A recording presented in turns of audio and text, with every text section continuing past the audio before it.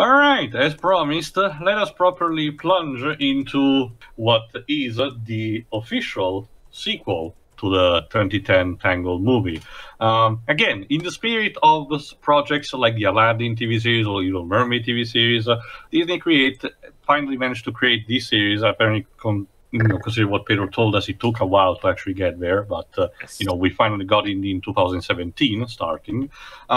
About a proper sequel series to Tangled. And Philippa let me discover the movie. I wasn't even knowing much about this existence. And I knew it was talking about because it was showing to Shiroi and Waves, if I recall correctly. And just like the movie, I was dismissing it. Okay, it's probably just girl stuff, not really for me. Let's ignore it as well.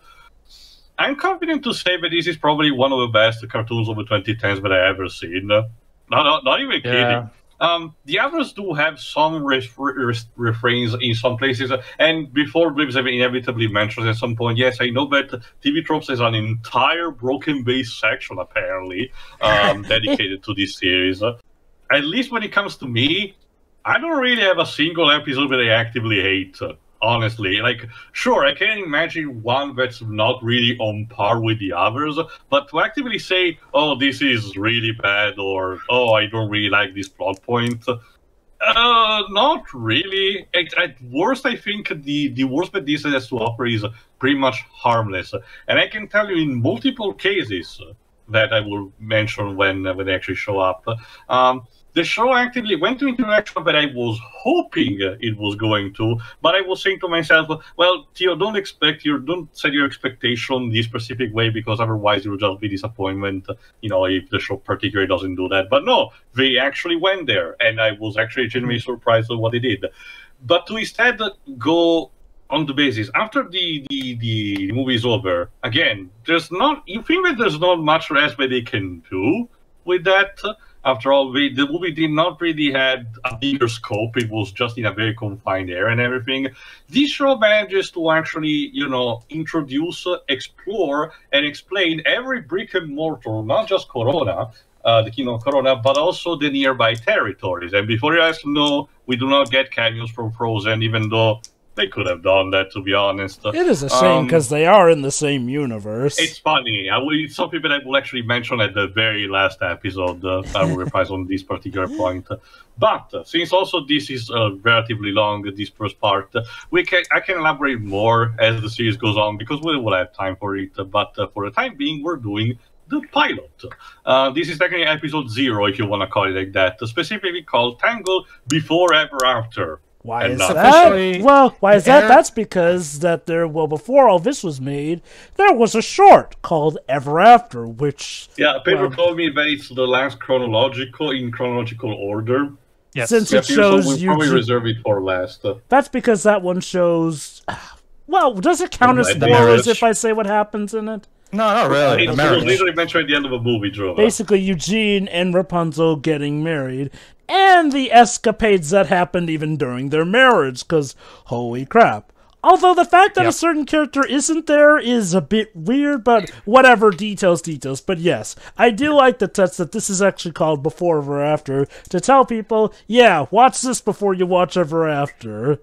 But yeah, we can now start and actually explain more as this is going on, or, in the other episodes of the series. So start your copy, regardless if you're Disney Plus or you have another, way of seeing it, on the black screen right before the episode is starting with the narration from Eugene.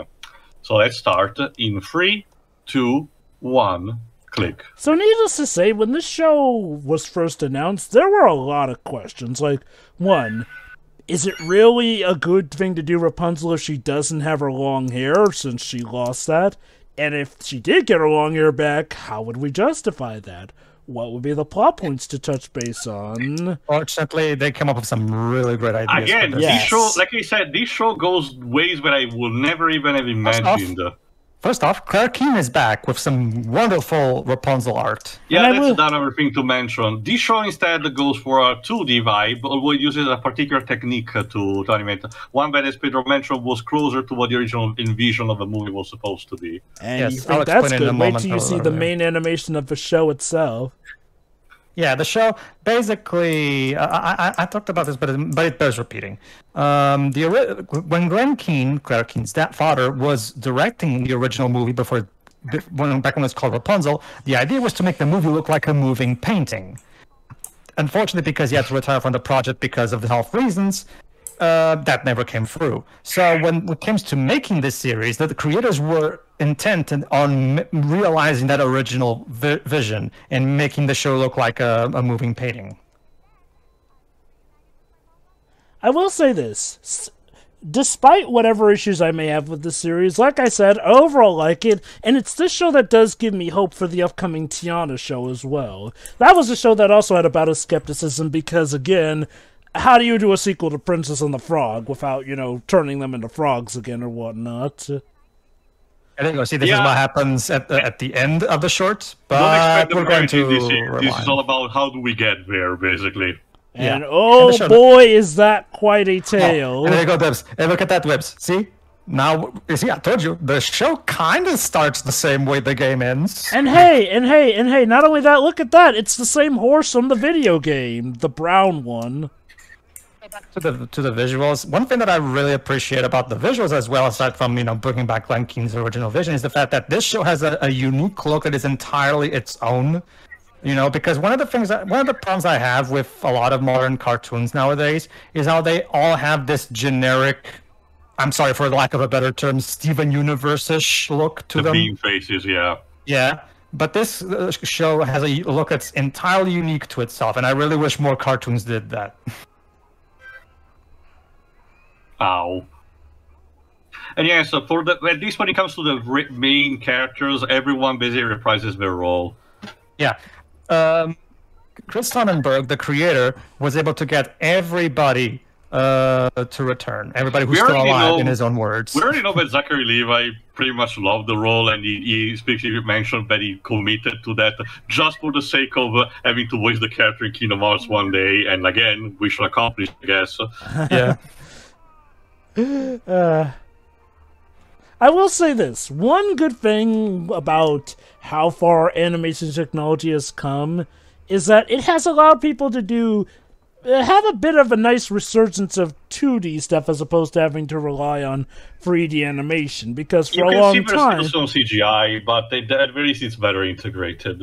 It's because this animation is being done in the same style as Paperman, because remember, the original animated film, Rapunzel, was going to be made digitally, but in an attempt to emulate hand-drawn look, and that's what this show is doing. It's using digital animation, but it's emulating the look of a 2D cartoon. Basically. And this is why I'm not too broken up about the fact that, we don't necessarily have, like, traditional hand-drawn stuff, because I like to think of it as hand-drawn stuff just being drawn digitally on, like, a pad here or there, saving on the paper and all that. Sure. I will say, I think my favorite take on the meshing of 2D and 3D animation still is Klaus. Mm-hmm. Well, that one has a more proper film budget compared to this TV budget version. Really? That's ironic. Not just that, it was also very high in development and only got a backup from Netflix at the very end. Well, this, it's supposed to be backed up by one of the biggest, and with corporations with the fattest wallet in the entire world. Yeah, true. I was about to say, like, Netflix providing a better budget than Disney? Huh, who'da thunk? It's happened before. Okay, so, yeah, as you're about to see, this was originally aired as a Disney Channel original movie. Because remember, this show was originally airing on Disney Channel. Okay, I will say this. Alan Menken and Glenn Slater came back to pick up right where they left off and write new songs for the show. And again, it works in the same way with Return to Jafar. It's technically, yes, a story in its own right when it really gets down to it, but it works much better as a glorified pilot. Also, I will say this. Looking back at a lot of Disney Channel stuff, as easy as it is to make fun of them, there actually are a lot of gems from Disney Channel still. Well, Jeremy, you Americans are lucky. You still have a Disney Channel. Fun fact, Joe, I think you'll appreciate this. It's thanks to this show that Alan Menken is now one of the most awarded musicians by becoming an EGOT, because he won an Emmy for an original song he made for this show. For those who don't know what an EGOT is, it's a musician who won an Emmy, a Grammy, an Oscar, and a Tony.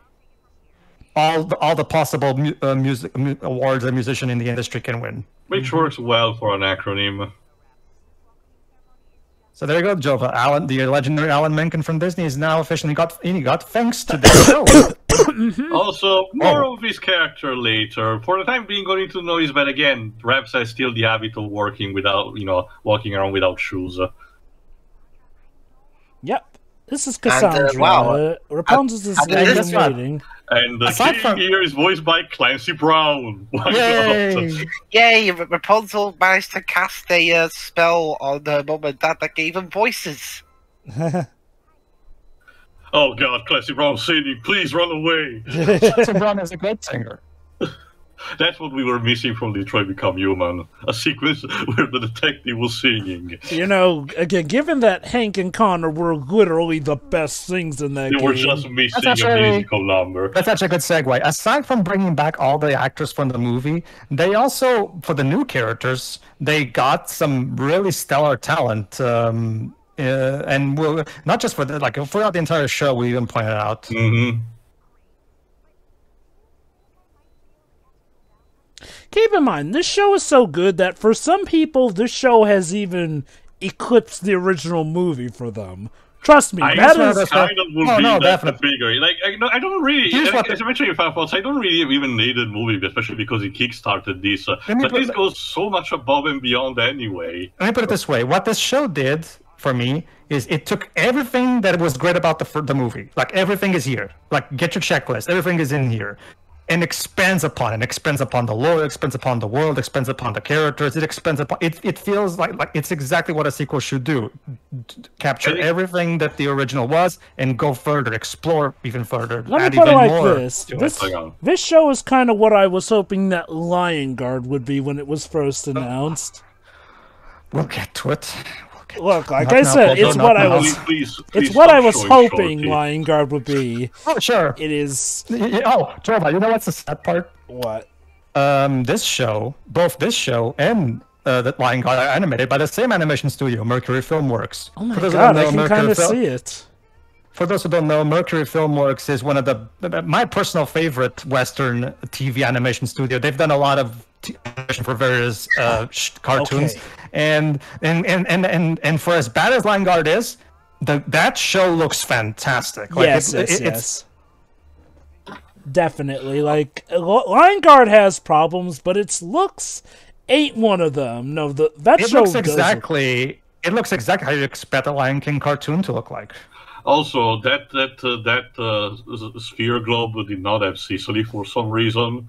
Why do medias love to forget about the islands of Italy? By the way, damn it. By the way, Alan Menken and Glenn Edwards' songs are great. Like, all of them.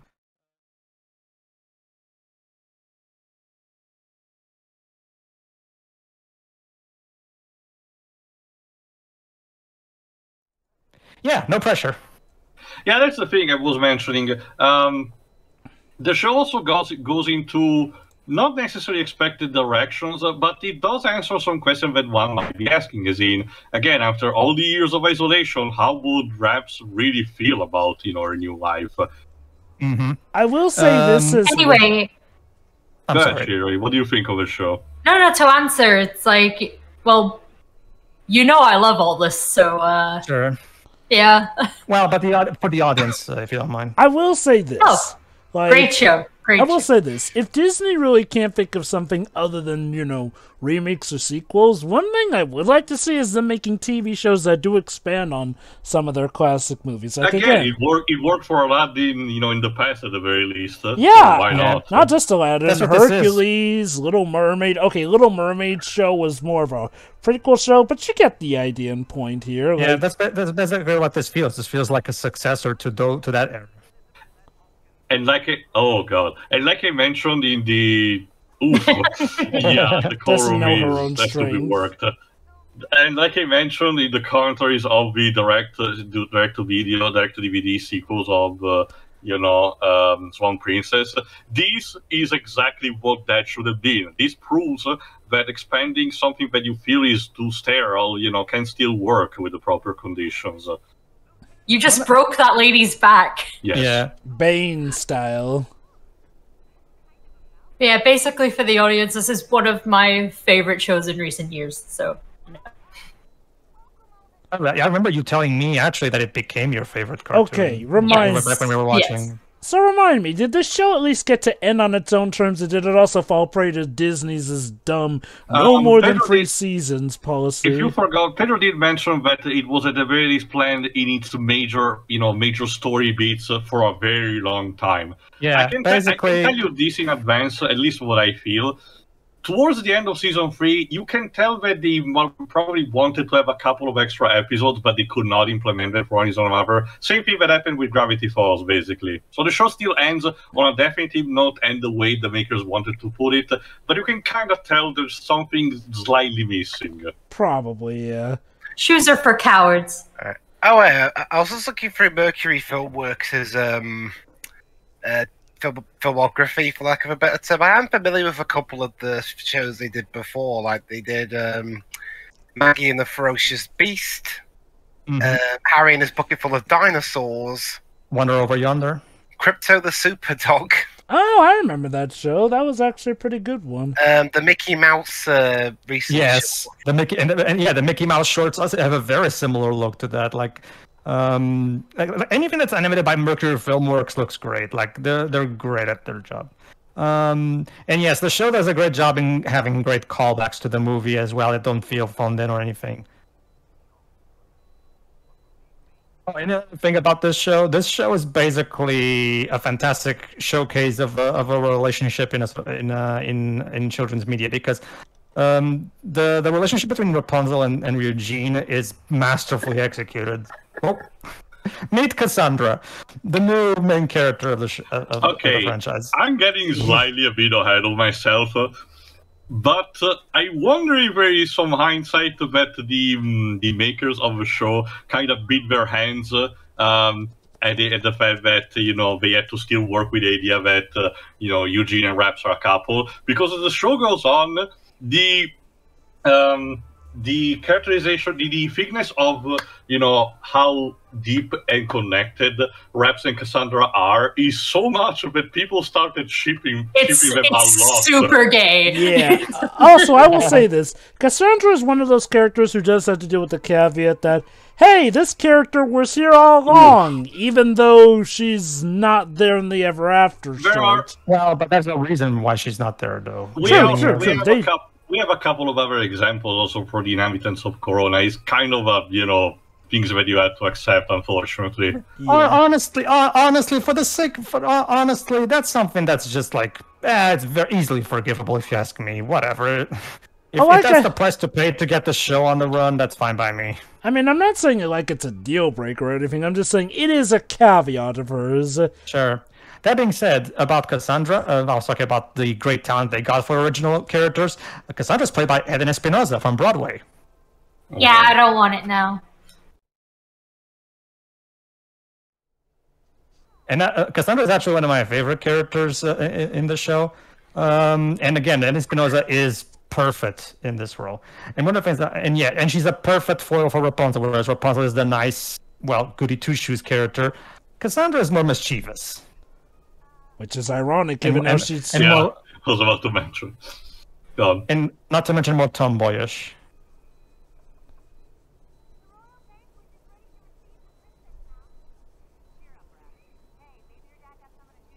Raps.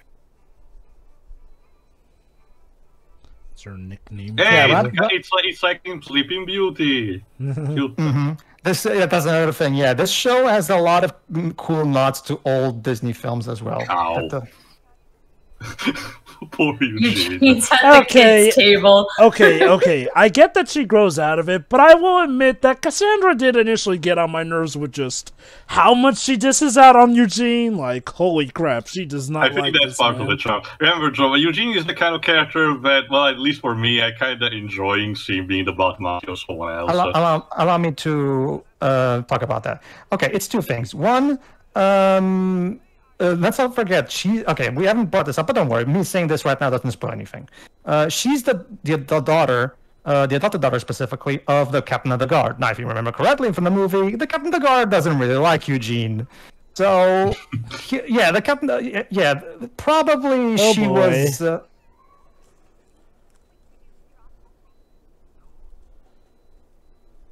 I'm trying to propose. That's... No, I'm gonna drop the question. Oh boy. I love how the father just gets up because he's... What the fuck is he doing? I've loved you ever since you beat me round the head. Isn't that how all love Again, starts? in the wise words of Spike from Kobe Bebop, I like a woman that can kick my ass. So what you're saying, Shiro, is, Rapunzel, you beat my head with a frying pan, and that happens to be my fetish.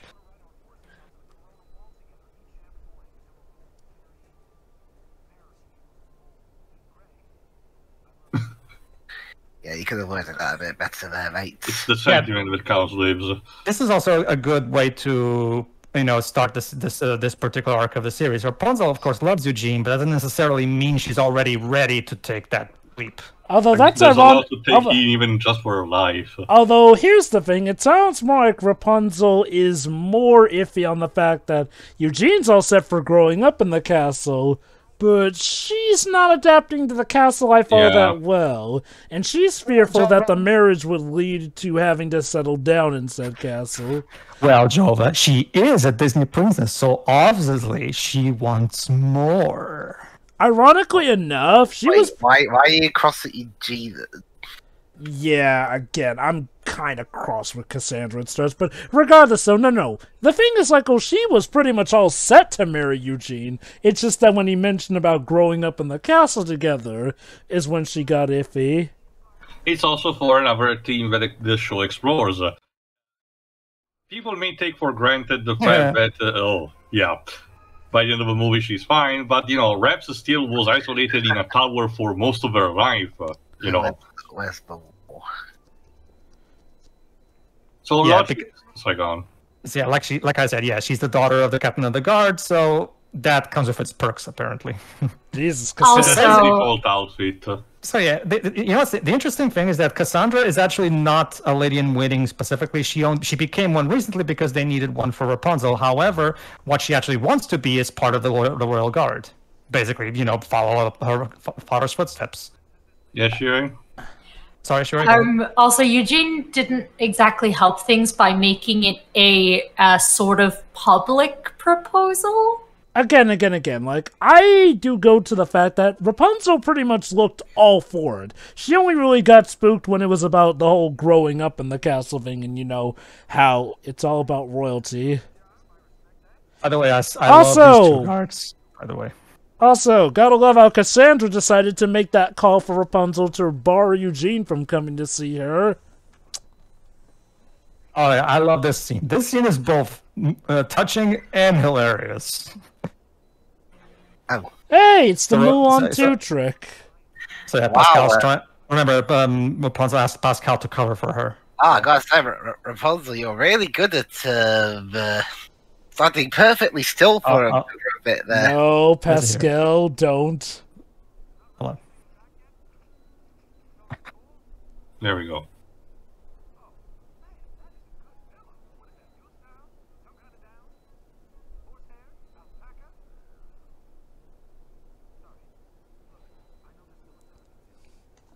Wow, Rapunzel, you're about to give voiceless Ariel a run for her money with how expressive you are. Aw, he's romancing a chameleon and he doesn't even know it.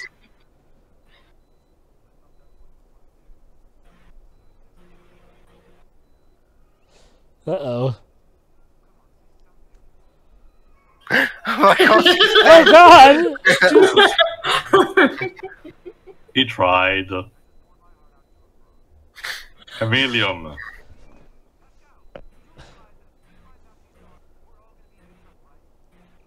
Yeah.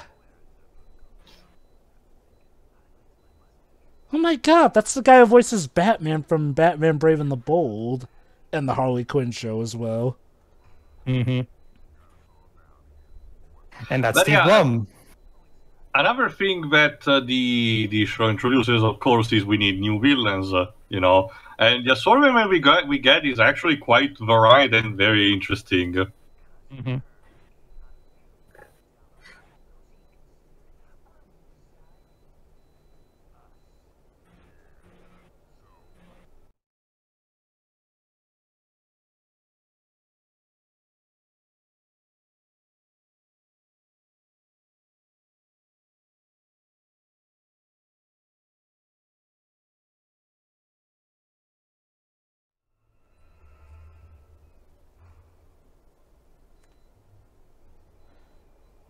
Also, Green Lantern. Cassandra, yes. not for nothing, that's usually something only Disney villains use.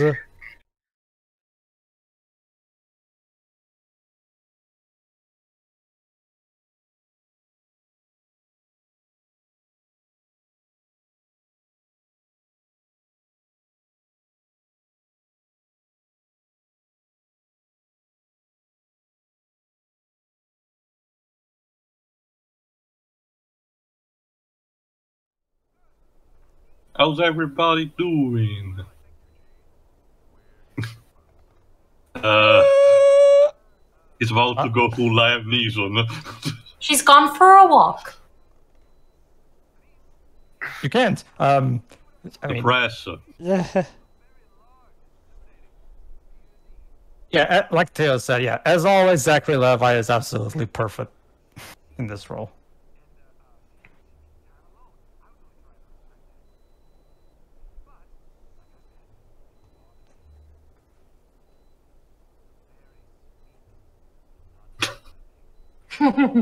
Yeah.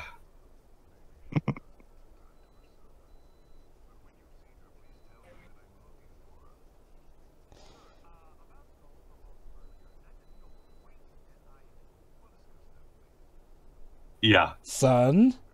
Yes, like in about 100 Yeah. years. Well, Unless hey. he's gonna know. And hey, he called you son, so clearly he's warming up to you. Or that's just what he says before.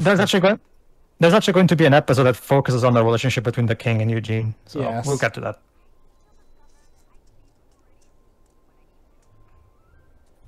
Yep. You are terrible at this. Sure you are. Sure you can, Rapunzel. Well, I I mean, I don't guess recall she's the been, video game having stealth she's sections. only 6 months removed from being stuck in a tower forever and ever. Of course you have an aisle friend. That's it. I love this joke.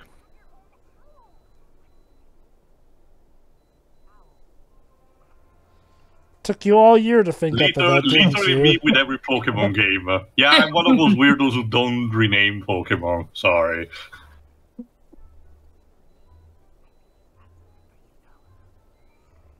Oh, Maximus, you're getting up to a little mischief, aren't you? Yeah, even Maximus is going to receive character development in this series, believe it or not. Mm-hmm. Nothing to see here. Just passing under the bridge of the Ave Maria. With my horses in a boat. This is normal. This is actually a very important scene that Yeah. will explain things later on. Yeah, I know. It was so traumatic. We both lost our voices. Yep.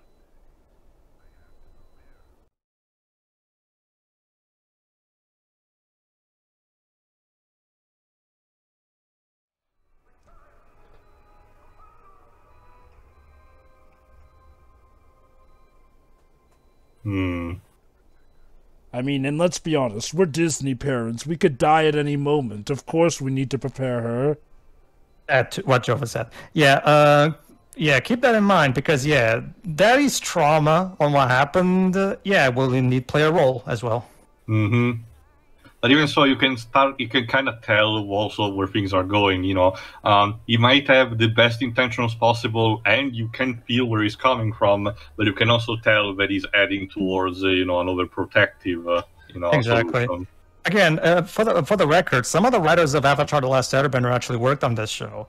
And you can tell because, this hello. show, As you Hey, can... the theme song for the TV show. Yay. Yep. yes, this is Wind in My Hair, which became the theme song, the primary theme song of the show. It's yes. not my favorite song from season 1. No, that's a certain other awesome song, but no, this one's pretty good too. My favorite song of season 1 is actually the last one. Yes. But we'll get to it. That's my favorite as well. Okay, but this one is great too. Again, anything that Alan Menken Slater is always great anyway, so whatever. Well, wasn't there that one Alan Menken soundtrack which was kind of, you know... Cassandra, she's a Disney princess. You'll get used to it. If you're talking about Home on a Range, I will say the music was the worst. It's the least of that movie's problems, to be honest with you. I'm going to say Sausage Party, Joe. I never saw that movie, so I never saw that movie. So I'll admit, You're not missing anything. I'll admit, I kind of have a guilty pleasure when it comes to Sausage Party as a soundtrack. Like, and bless Alan Menken, he really made those songs work. But no, the one I was thinking of was something different. Well, also, I can mention this in the meantime. I probably should have mentioned the first time it happened because in the first 5 minutes, but it's a joke I cannot resist, even if the audience does not understand in its entirety. Honestly, aside from Sausage Party and Home on a Range, I can't really think of an Alan Menken soundtrack that could be considered bad, to be honest with you. The Shaggy Dog one. Wait, I don't think I saw that. The one with Tim Allen from 2006. Oh, wait. That was... Yes! That was He was... Yes, Okay, fine. Okay, fine. That one, then. Okay, it's more prominent now. I know it's a bit of a stretch, but it probably potentially a cheap shot, but just this pilot alone has better, ratio in terms of showcasing a horse and the rider and their actions, but most of Spirit Riding Free. Oh, Spirit Riding Free. I can't believe that show is actually finally dead, of all Oh, things. no, this is also important. They're not really beautiful raps, though. I mean, sure, Onyx is an interesting type of material, but... Yeah, remember how the movie never explained why Rapunzel, where the flower came from, and what exactly, is the flower all about? Well, that's what the show is for. Also, way to waste your sword there, Cassandra. Seriously. She has loads of weapons. Yeah, it's an expendable sword. Not every sword. Again, Crisis Core ruined a lot of people with the whole, this sword is sacred and must not be misused. So it seems there is some sort of a connection between Rapunzel She's Magneto! And what Whip said, yes. Maybe you shouldn't have touched that. It's fine. I'm fine, see? Well, that was the end of it. Oh. You might remember that this is the exact spot where the flower originally fell. Oh, boy. Oh, crap. But wait, was that on her head? That reminds me, actually. Allow me to talk about what Theo was talking about earlier. Yes. Chris Sonnenberg, the creator of the show, even specifically said that, yes, the reason the show only came out in 2017 is because they spent a long time planning out their free season storyline. So even before the show already had its first season renewed, the original plan was always to have free seasons. That said, I do have to agree with Tio that based off of how season 3 goes, it definitely feels like they wanted to do more, but had to squander it down to season 3. And again, wait a minute. I have my marketable hair back. And yet it's still a better, proper, justification instead of just having Rudolph being a kid again in the sequels to his own story. I'm sorry, what are you referencing? Rudolph the Red-Nosed Reindeer. He actually grows up as his story goes on, kind of like Bambi, but every subsequent ranking best production that has Rudolph in it, he's still in his child form. I know it's an easy target, but definitely better than Pilaf going, I wish you were a kid again, so it would be easier to take care of. Let's face it, one of the biggest reasons why this is happening is because of marketability. Raps is better known for, her long hair, blonde hair and everything. You can't exactly call it Tangled if there's nothing to get tangled on. However, there are some differences to this here. Yeah, what Jova said. Mm-hmm. Why do you have to have indestructible hair?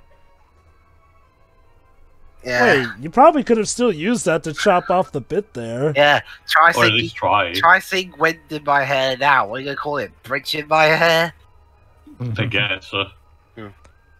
The bridge in my hair! Ow, ow, ow, ow, Also, ow. like I said, gee, kind of a shame you broke your sword now, ain't it, Cassandra? She should have had, it was more the fact that she should have had at least a spare. Or heck, I mean, even like you said, just try even with the jagged bits. To Cassandra's credit, I'm pretty confident she wasn't expecting Rapunzel's hair to suddenly grow back all of a sudden. Well, I mean, it's like I said, though. I feel like if she knew that was gonna happen with the sword, maybe she should have been careful as opposed to just doing that to show it off to Rapunzel. But, also, yes, the show. I saw Lord of the Rings as well. Are you fool? Hi, Cassandra. Oh, okay. Good Run, you horse. fools. Let's fly, you fool. Do both.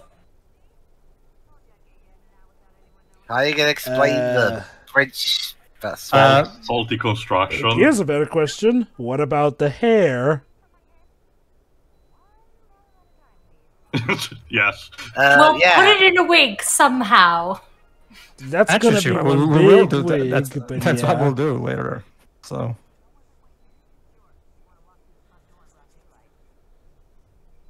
I mean, you could blind the guards with your hair. All right. Okay. Now, as soon as they get back into the tower, this scene right here, the scene where they're trying to cut their hair and then Eugene finds them, this is one of the most hilarious scenes you can find out there in the cartoon. Like, this is pretty much perfectly written as far as I'm concerned. What's wrong with that protocol thing? Well, you know, Maximus is like... Maximus No, is a I know, stickler but to the rules. Eugene called him out before, and it seems like Maximus was going to as well. I think it's because Maximus has the jurisdiction as, you know, the ending of the movie. Not to mention, Jova, until remember, like, he was doing it to distract the guard so that Rapunzel and Cass could come in. Ouch. Maybe she the fates, Caesar. So yeah, unlike last time, now her hair is uncuttable, which means that her hair is now on par with the strength of Sora's hair. All right, let's try more drastic measures, I guess. The marketing team is too powerful. All right, let's see. No, you will not cut your ever iconic hair. It's gonna make us money. Gajillions, bazillions. Merchandising. I mean, we could cut her head. Oh, no, wait, that's not gonna.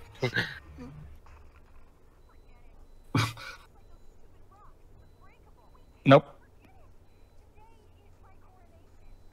I mean, Just and your hair is pretty. No. It's simple. Just tell them that it's a new fashion statement.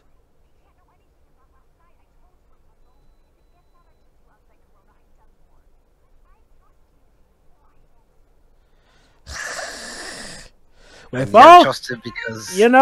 all due respect, Cassandra, Eugene has known Rapunzel for longer than you have, so I don't think that's all necessarily your call to make. Well, that's also probably the thing. It's something that's going to be questioned also as the show goes on. The actual trust that these three characters have towards each other. Yep. There's even going to be an episode specifically around Eugene and Cassandra where that talks about that. It's a reunion statement. We can explain. Yeah. The scene is fantastic. Just listen. I love how happy Pascal looked at the return of the hair. Yeah. And now Eugene goes on one of his tirades. This is new. No, wait, this isn't new.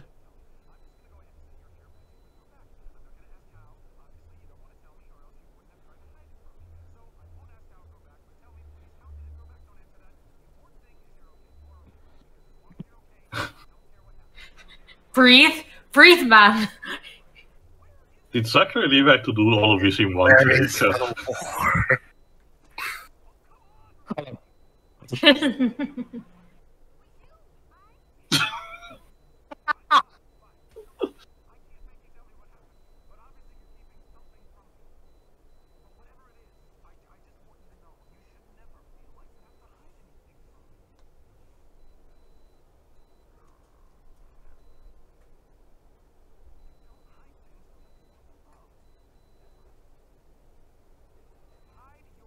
Hold on.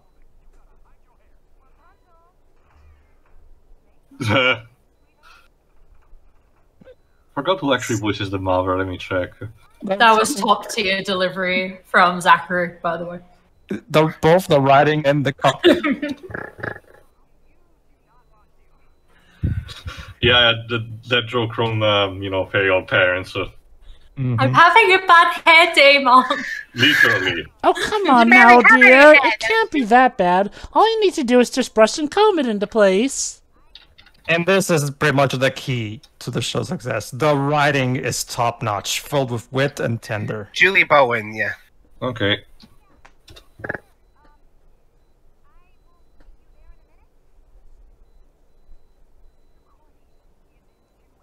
I will proceed towards the location. I gotta hide this hair in 2 hours. Oh, boy. There you go, see, Shira? Wig. Okay, I refuse to believe that she fit all that hair into that wig, even if it Where's is the center of gravity? You've never seen any documentary about Marie Antoinette, Jova. Oh, I know about Marie Antoinette, and how she literally had a boat for hair. Among many other things. Yes. Big spender, Maybe that one. Rapunzel asked a cosplayer for help. I'm just saying, even for as big as that wig looks like, given how her hair was pretty much doing circumferences Very around funny. the room, I am wondering if that wig is enough.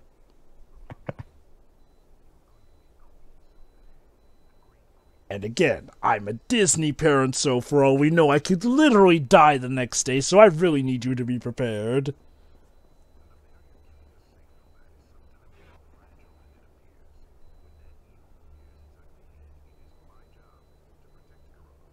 Behold this imagery that demonstrates what I'm saying. But it also kind of makes you look. Oh, there you go. As if I recall correctly, the male leader of the thieves is actually voiced by Gideon Emery. This guy. I know one of them is voiced by Steve Blum. I think it's the big one. No, Steve Blum voices only The big Attila. one is definitely more likely Kevin Michael Richardson. Again, is it? doing quite a Michael Clark Duncan impression still. Mm.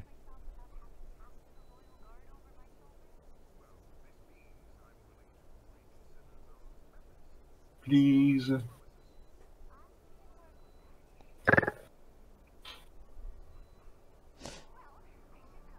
Wait a minute. I recognize that. Yes, I pro Commander Shepard. Actual go. Like, seriously, What what a even princessing is... is to do. Princessing is now a verb. Kids, am I right? What even is this new style with wigs literally that big? You know, it's funny, Marie Antoinette was also kind of a youngin' when she was getting into that exorbitant spending. I'm pretty sure that's the dress that got turned up in Cinderella. Yeah, this dress? No, I'm wrong. It resembles more the one before coloring of Sleeping Beauty. The puppy sleeves and everything. Yeah, like later on, eventually there's going to be a point where we're going to see Belle's yellow dress from Beauty and the Beast. So now make it this blue. show does have its own. Yeah, the show does have quite a lot of old Disney movie references here and there that the animators managed to sneak in. So basically, you look forward to that. Well, I got a minute. Why are you thinking she's right? She's been nothing but hostile to him throughout the whole special. Not really given a good reason why. Like I said, I was not really too big on Cassandra at the start. She got better. This is also important to set up a particular thing that I also mentioned in the movie, if I recall correctly. Yeah, we're going to have an episode specifically for dealing with this. They're going somewhere with this.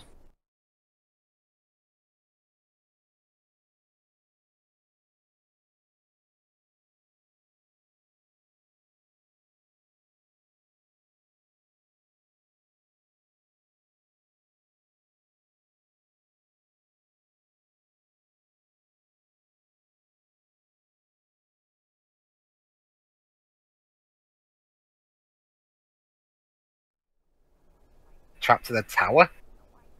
Extremely long hair? Okay, fine. Perhaps not 100% like you. Well, surely that's you beside the had point. animal friends just like me. I had your attitude, Rapunzel. Now, please.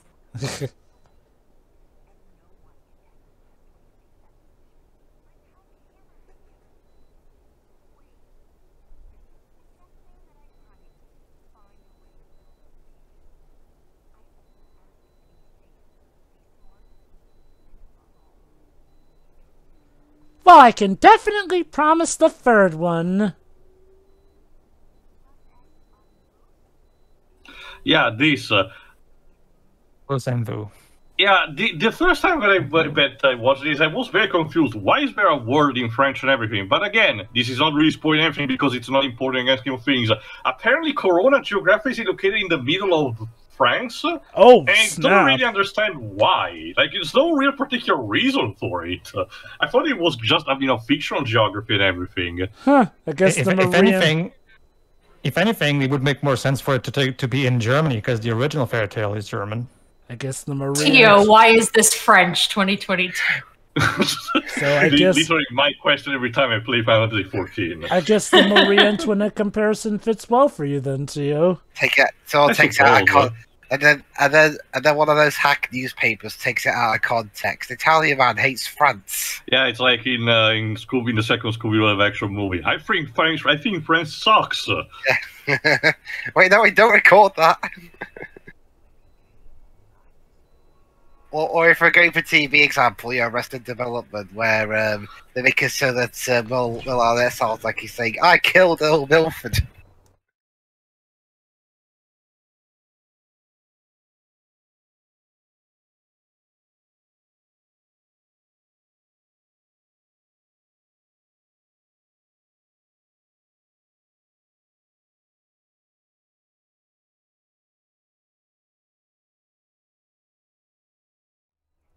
Yeah, still not used to the shoes.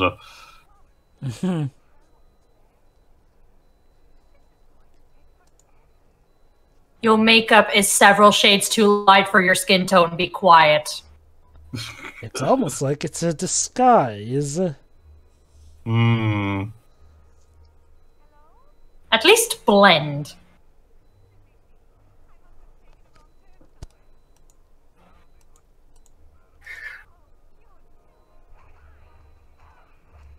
Maybe that's just it, Shira. She's using reverse psychology. They'll think that the makeup is so bad that there's no way it could there could be some nefarious point behind it.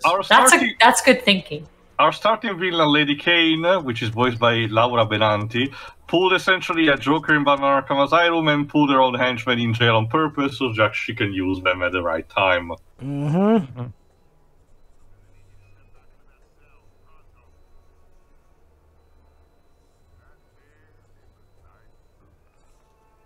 Laura Benanti seems to be working mostly for TV stuff. I don't see her much in voice acting, though.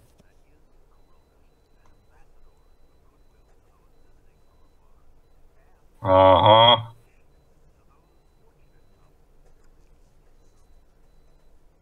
Over here.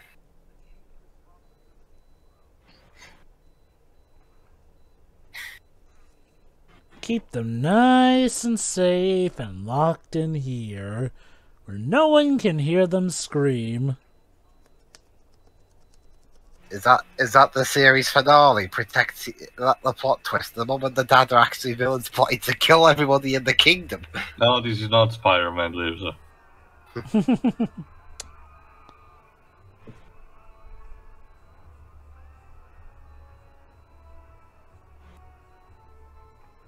I can't say the wrong card really sucks.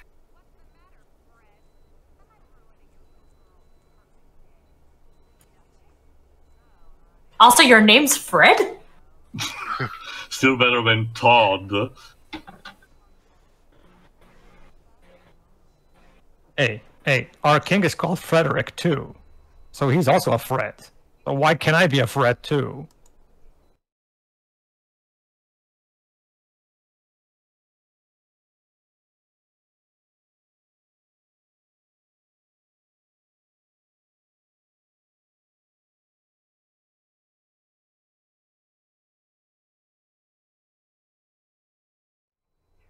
Having Rapunzel thrown in a cage?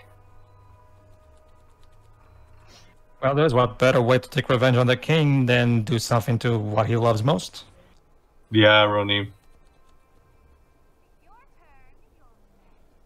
You know, lady, you should have waited until the French Revolution. That'll get rid of the nobles all well and nice. Well, not nicely, but it sure got rid of them.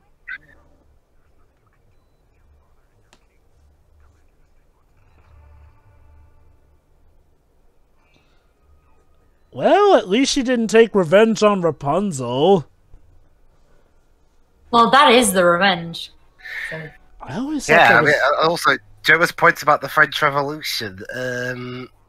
Yeah, that'd be a great way to end everything, including the very people who came up with the idea of it being executed after getting L'Oreal, because she's worthy. Oh, yeah. You stole my joke. Oh, yeah. The French Revolution was an absolute bloodbath.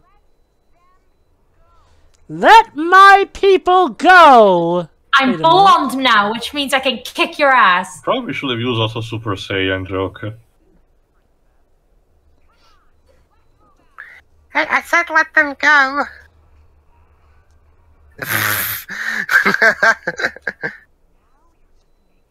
All that planning getting to be foiled by hair. Yeah, you have to remember, Dweebs, despite having a plan, these are still very common thieves. As a starting villain, they work, but they're not super competent. It's if you have any experience with any particular long-running series, like a webcomic or something, this is pretty standard procedure. Like the primary villain of season 1 has yet to show himself. It's kind of similar to the Yancey Street Gang for the Fantastic Four. Like, it was an important thing connected to one of the characters, but it was just a bunch of petty thieves at the end of the day. I will say this Lady Kane definitely is a good starting villain for the whole thing. And one thing that, and I can tell you this, one thing that it shows, again, thanks to also his love also for, continuity and everything, is that a lot of the villains are not just one standing in, they will at least be discussed in future ones, if not showing up again.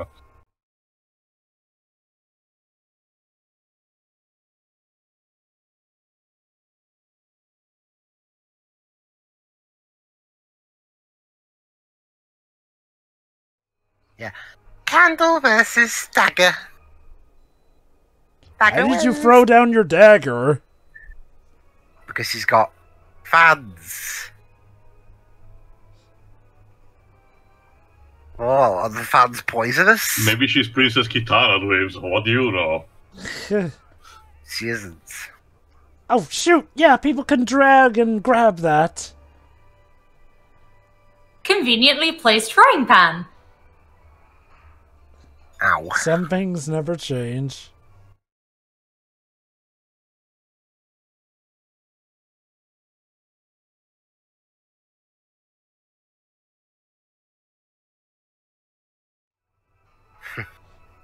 How? Whatever, that was cool. Sabatarang, yeah, I don't know. It turns out I did buy one of these.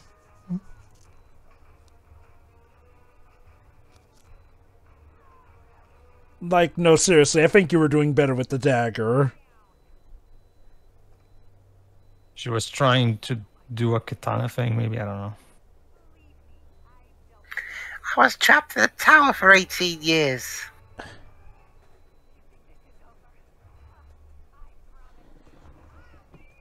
Yeah, about that. Oh! Excuse me.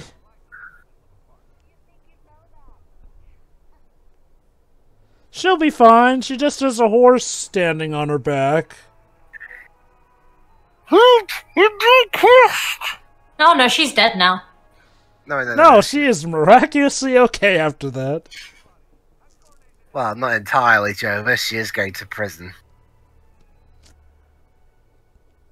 Yeah, honestly, better off. We still have to explain stuff. You're grounded. Forever. Until I die. I really like this bit because the justification that we saw earlier comes into full play.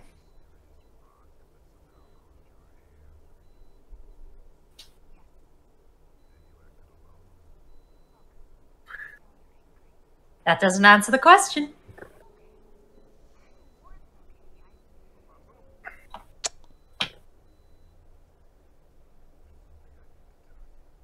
Oh. Yeah, I know that. Damn it, we did get a Disney parent death in some way.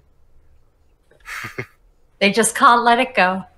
No, it's they also still cannot. some lore building, again, expanding the scope, even if it was just a small thing. I'll mention something else after this is over.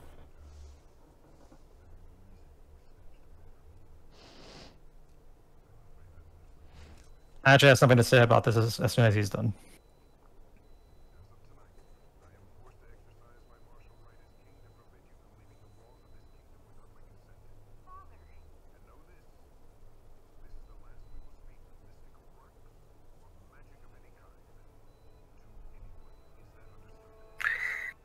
Okay, we're also going to explain way better why this is the case, but at the same time, for this particular part, okay, allow me to mention something. Let's go back to The Little Mermaid. I know it seems a bit irrelevant, but trust me, I'm going somewhere with this. Before Little Mermaid 3, which explained the backstory of how Ariel's mom, well, stopped being around, to put it that way.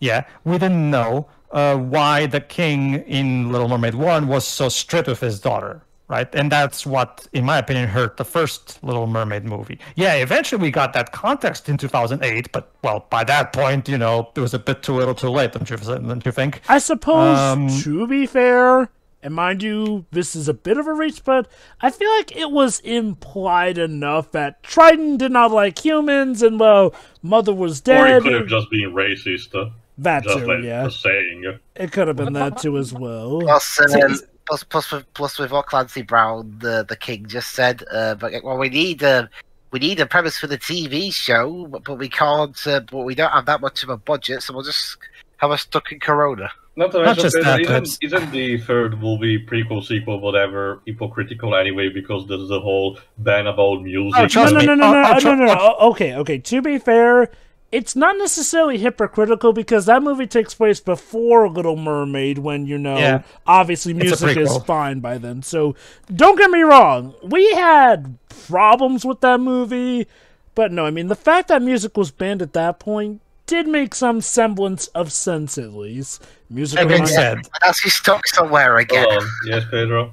That being said, to continue, see, and the point that I make is that unlike with Little Mermaid 1, this works a lot better because, okay, see, my problem with the whole implying thing that Joe was saying is that, I'm sorry, I just don't get that when I watch Little Mermaid 1. It never at any point does the movie really imply to me that the mom was killed by humans or that, you know, you can say, oh, that's because that is racist. Well, true, but at the same time, it just feels like he's racist just for the sake of forcing the plot. Whereas in here, King Frederick has a genuinely good reason for why he's way overprotective, and for good reason, because as we established earlier in this special, he's incredibly traumatized by what happened 18 years ago, and he wants at all costs to never have that happen again. So, in this case, it's not that you agree with King Frederick's methods, but you understand why he's going this far. Princess, with all due respect, we're trying to sleep. Can't you sing later? Even if they did justify it in The Little Mermaid, it still wouldn't work because a lot of Triton's actions very much give abusive parent things. Yeah, there's that like too, the trashing the room scene, basically. That's not... Let me put it like this. Little Mermaid is one of...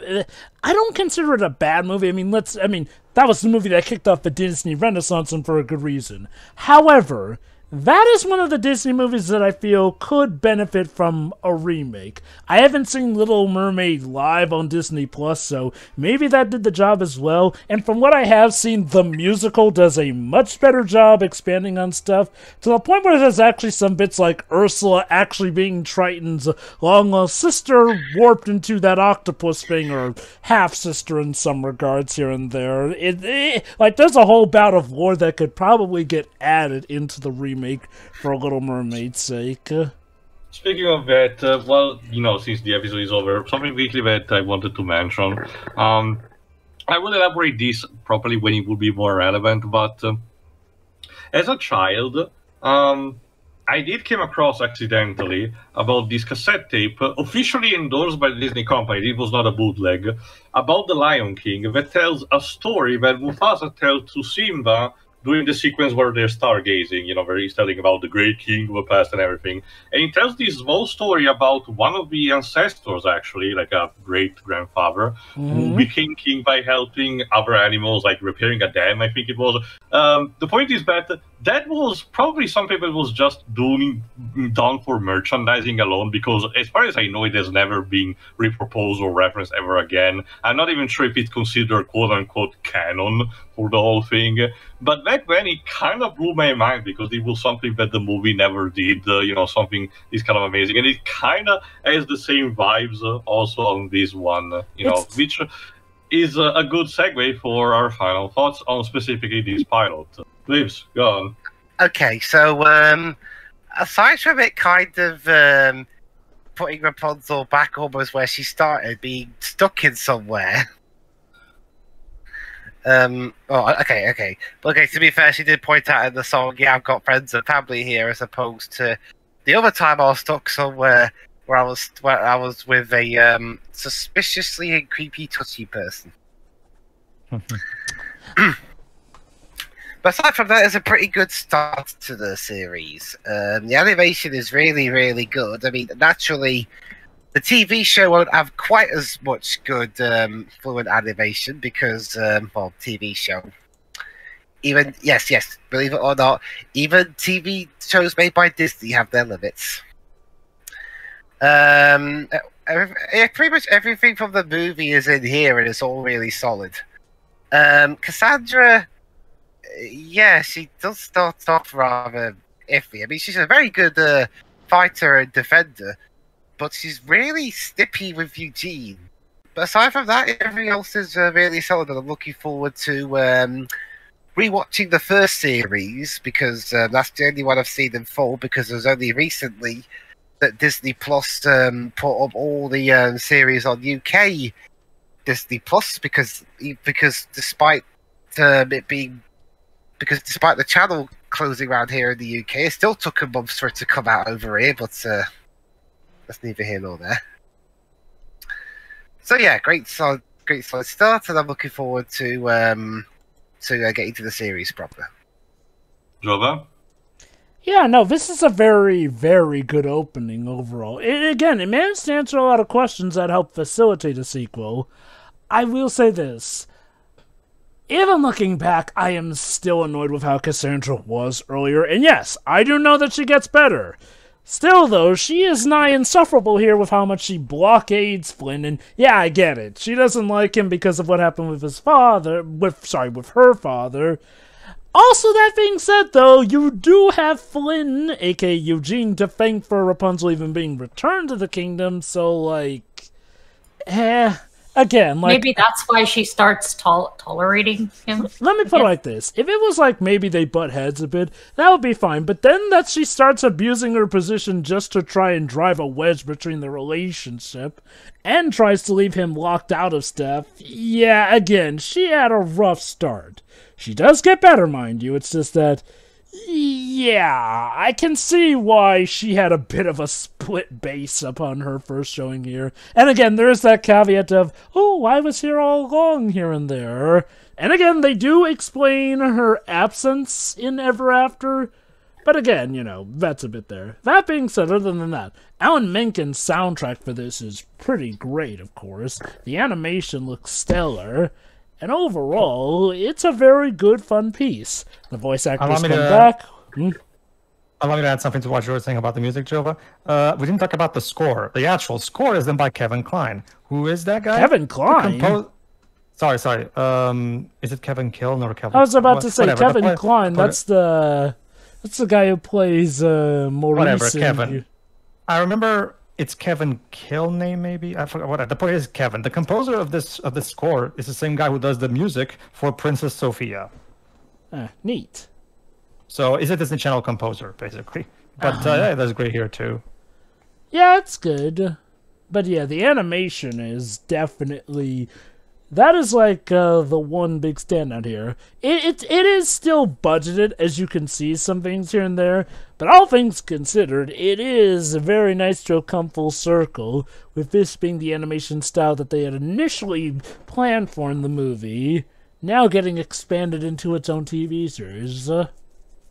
So yeah, no, as a pilot, this is pretty stellar. It gets you a good feel of what you're in for, and sets you up for the possible mysteries to come and go.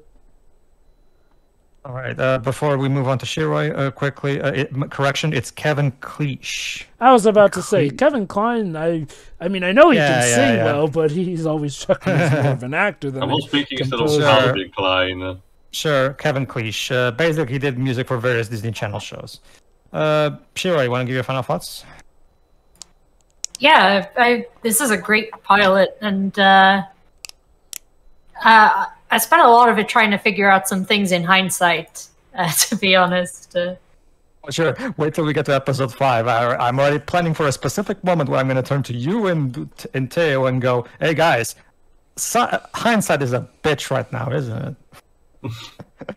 I'm sure we'll be feeling that a lot throughout this, but no, this is great, and it was nice to just get more Tangled after the movie, and it was nice to see it come back as to what it was originally supposed to be, that in terms of its animation style and appearance.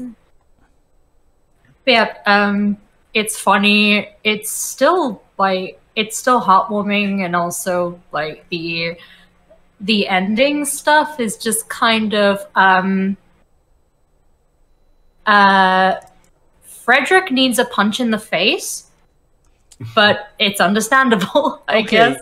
To his credit, Rapunzel, okay, he did say he was thinking about trying, but then it turned out that Rapunzel not only disobeyed him, but lied to him. So I can kind of get him coming back at the punishment here, and the way he delivers it, it feels like it's a punishment that, yeah, it may be this way for now, but, once you've proven that we can trust you better, then we'll think about rescinding it, as opposed to if King Triton were, borderline felt like, yeah, no, this is how things do be forever. See, the problem is that the way he was talking up until a certain point, the breakfast before the coronation, it seemed like when he was saying, I'll think about it, that's gonna be 70-30 in favor of no. So, yeah, I wouldn't have trusted him to actually let her go out that easily. I don't think it was... He could have picked a different punishment instead of doing to her what Mother Gothel did. Okay, I'm going to have to disagree with that. This is not even comparable to what Mother Gothel had her trapped in a tower alone, whereas her punishment basically amounts to you're not allowed to leave the house. Well, not only that, but Rapunzel feels that it's the same, and we see that later on. Okay, actually, specifically, he says the castle walls, which technically mean that it's more like within the kingdom's property, especially seeing as how she is allowed to go, outside the castle itself, in later episodes. So also, please note that I didn't say it was exactly the same. I said it was like that. True. She did say that in that regard. But again, I will give the king credit. When he said castle walls, he probably means, the walls that are, bordering the kingdom's property. Because as we see in later episodes, he's perfectly fine with Rapunzel going outside the castle here and there. So yeah. So I will argue it's not even remotely comparable. Again, me. Okay, okay. To Shiroi's credit... that's what the writers are trying to do. Right, yeah. To Shiroi's credit, Rapunzel herself did kind of show that, while, okay, it is definitely not as bad as what Mother Gothel did, it does have a bit of a similar feeling. Rapunzel hates being tied down or given boundaries of any regard here and there. And while this is why it's a large part of the reason why she was so not okay with the whole "you're gonna be kind and you're gonna be in this role forever" kind of thing. It's she does not like this. Now, mind you, I do not think that was the king's intent to make her feel that way. Oh, no. Just sadly something that did give her that feeling, which is why she had to shake it off later with the song and all that. Not to mention, the way I look at it, Rapunzel says, Father, you're not the first person to think what's best for me. See, the thing is, I actually interpret that as a bad thing for Rapunzel to say, to be honest, because that's Because to be able, yes, she compares this to Mother Gothel. The thing is, I genuinely think she's in the wrong by doing that, because no, this is not even comparable if you ask me. I genuinely see Rapunzel's, that line from Rapunzel, as she being wrong. That's how I see this interaction between the king and Rapunzel. They're both kind of in the wrong. I can kind of agree. No, that I agree with. Yeah, like, I mean, Rapunzel may feel that way, but like I have stated, her dad did have a good reason to punish her. And like I said, it's not like he's keeping her absolutely locked down or anything. He'll still let her go about the kingdom here and there. Not to mention, guys, there's the one thing that no one has mentioned yet. There's the fact that the king knows something about the Black Rocks and he's not telling. Yeah, there's that too. There is that caveat, yeah, but we're mainly talking about, like, the punishment in that regard. Not to mention, this is all part of the king's character arc throughout season 1. So, obviously, we have to start at 0 before we can get to 100. Now, to be fair, when first watching this, sometimes you do have to take it in the guise of somebody who is just seeing this for the first time. We have the benefit of hindsight of knowing that a character arc will go that way. But in the moment at the time, sometimes it's not always a guarantee, and sometimes people don't know it that way. So it is something that you do have to sometimes consider how it was taken in the moment here and there. Sure. I will argue, even without... Back when I first watched this, I could already... Okay, I can kind of already guess where this is going, and it did turn out to be true. So honestly, I think it's reasonably easy to guess where this is going. Oh yes, it is easy to guess. However, there have been plenty of cases where shows do sometimes run askew here and there. Again, we definitely have the benefit that, yes, that is how it turned out. But it could have turned out whatever way, based off of the whims of the writers and whatnot. Honestly, it's one of those... honestly, from my perspective, I really trust these writers, and you'll be able to see why as we go along.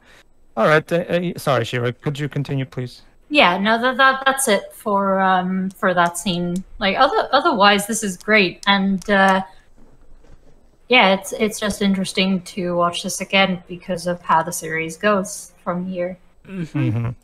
And the music is also great. All right, I guess I'll go next, so that Theo can go last. Yeah, pretty much an excellent pilot, if you ask me. Everything that was great about the movie is present here. They expand upon things. They already set up a lot of things that are going to become important. Again, I'm going to go into more detail about this when we get to episodes like 4 and 5. But you can, when you watch this a second time with full hindsight, the creator said that they planned this entire thing for years. And yeah, when you watch it for a second time, you can tell. You can tell that the entire thing was properly planned out, because the show throughout its entire season 1 is planting seeds for seasons 2 and 3. You know, and it's something that you will only notice when you're watching it for a second time. So yeah, definitely, and I will be able to talk about that as we go along. So looking forward to that. Excellent pilot. Again, the writing is top notch. It's like I said, that scene between Eugene and Rapunzel when Eugene finds out about the hair. That scene to me is perfectly written. And like I said, like I love Eugene's, like I say, and that you'll share when you're ready. And he smiles at her, hoping that she will, look at how nervous he is, and she will share. And then she goes, "Thank you for understanding." And he goes, Come on, really? Come on, woman, share with me, please." It's great. The animation is fantastic. The music's great. It's just expertly crafted.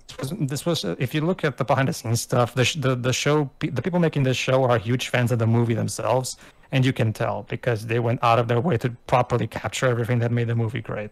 So yeah, looking forward to going through the series again. All right, that leaves me. Yeah, okay. As a pilot, compared to the rest of the series, you can tell this is just setting things up. But again, it's still a solid foundation to me. To mention quickly about the scene, to say everything, because Jova did ask about what would someone with no experience would actually feel. I kind of am in between what Pedro and Shiro have said. I do believe, yes, both of them are technically in the wrong, but it's mostly just because they're... the feelings that they're actually having are amplified by the situation. You have to remember also about a couple of things. Again, Rapunzel is just being confined for literal years of her life, until very recently. And now she's feeling she's trapped in a similar situation. A golden cage, perhaps, but a cage nonetheless. And there's also a bit of emotional turmoil caused by the sequence of events of the coronation. The fact that things were thwarted, they almost risked to be dead. The father had to sacrifice himself for that, but then discovered that even the situation was saved. He discovered that the daughter that he believed was dead, almost risked to risked to die because she violated potential rule and almost got killed for it. He's overexerting control over that. So I'm mostly leaning towards agreeing with Rapunzel that despite having the best intentions in the world, he's still potentially abusing the power that he has, and is not helping for a situation that the daughter has passed. I'm not sure if this was completely 100% intentionally what the writers intended for it to be. There's clearly a parallel to this, to the situation, of course, at that. But to specifically infer that, the potential abuse is aimed for that direction, I'm not sure entirely. I think it works at best, it's better at this, just in its pure raw form. Both characters are incredibly stressed out just for different reasons, and they're not acting rationally or potentially rationally. But Rapunzel is technically speaking more in the right for making a comparison, just because of all the baggage that she has to carry, and the fact that she ended up actually saving everyone thanks to her discovering. It did not change the fact that violating the rules almost got her killed as well. But again, that's the sweetness of actually such a complicated situation. It's not as easy as to say this character is clearly in the right and this situation is preachy. They could have easily just do that. But I kind of like the fact that, this is left more, not necessarily to interpretation, but to discussion, And if anything, that sets up, what the series does. It sets up discussions for a lot of things, The animation is, I distinctly remember having to get used to it slightly, but I don't really mind, to be honest, and I got used to it very quickly. The voice acting also fine. I did not mention this, but I did mention for the movie. But the reason why I did not care for Italian dub is because apparently everyone who voiced in the movie got recast entirely, and I don't really understand why. That's weird. Usually, you guys are very consistent with that stuff. It depends. It's sadly not always the case. It seems to be more consistent for video games these days than cartoons. It's also because, unfortunately, unlike with America, Jova, when we do hire celebrities to voice act for specific role, which is very common in Disney cartoons, they are like a one-time only thing. They do not really reprise their roles if they had to be potentially recast for like a continuation of a series. Let me guess. Essentially, it's only for very specific, rare occasions, like say the genie for Aladdin. Is it a case of like, say, the actors not really caring to come back, or more so just the companies' take on it? It's very complicated and connected to a larger pond of the fact that voice acting is treated very nichely here. You know how I mentioned how I'm kind of a bit sticked up by like one thing that discussion we're having these days is about voice actors not being treated well when it comes to movies. They're considered low tier. Think of it like that amplified by 4 times, kind of like here. But again, I am elongated to this too much for this. That's only the point for mention that I did not care, and honestly, I still don't care about the Italian dub for this series. I'm sticking with the original, which is for the better anyway. The only thing that I could say that I really particularly don't care about are the songs, and that's mostly just for me. I can pretty safely say that they're not really that much of a hassle, and at worst, that's just what the mute button is for anyway. But no, honestly, solid foundation, and I'm actually happy to report that it gets much better than this. The only thing that I want to also add, that I remember, my stance on Cassandra, because it has been brought up. Honestly, I don't really mind, considering again, she had, sure, you can tell that she wants to potentially abuse her situation, but not only on her point of view, she kind of has potentially good reason to not trust, Eugene. Sure, we, the viewer, know because we spend time with both him and reps and everything. But to Cassandra's eyes, he might just be a thief that is playing the long game for all she knows. And yeah, that's a good point. I definitely get her being wary, but outright confrontational, and again, driving a wedge into the relationship between them. That feels like that's just assuming and not necessarily in a good part. Again, I absolutely get skepticism. What I don't condone is, again, when she abuses her power just to pretty much crap on Eugene whenever. And that's the other thing that I mentioned. I'm sorry, I kind of enjoy seeing Eugene be mistreated by people. It's just the kind of character that feels like that. Tio hates Eugene. Not hating, but more like seeing the bottom of the joke. There's a bigger reason also for that, but I don't want to mention it in commentary. Just put it that way. Yeah, not to mention, ever since the first movie, one of the big sources of humor of this franchise has always been about Eugene being mistreated for X, Y, and Z. So it's always been a part of this franchise from the beginning. So it makes sense. Before you might question, don't worry. Eugene is not completely treated just as a punching bag. He has his own character arc, believe it or not. Yes, we also expanding on him. He has endless moments of dignity and where he has to rise and shine and save the day. So don't worry, the show is not gonna treat him like garbage for its entirety on that front. But I think that's pretty much it, and this has gone long enough. So, tune in next time when the series properly starts with Season 1, Episode 1, which is... What the Hair. What the Hair. There you go. See ya. See ya. See ya. Yeah.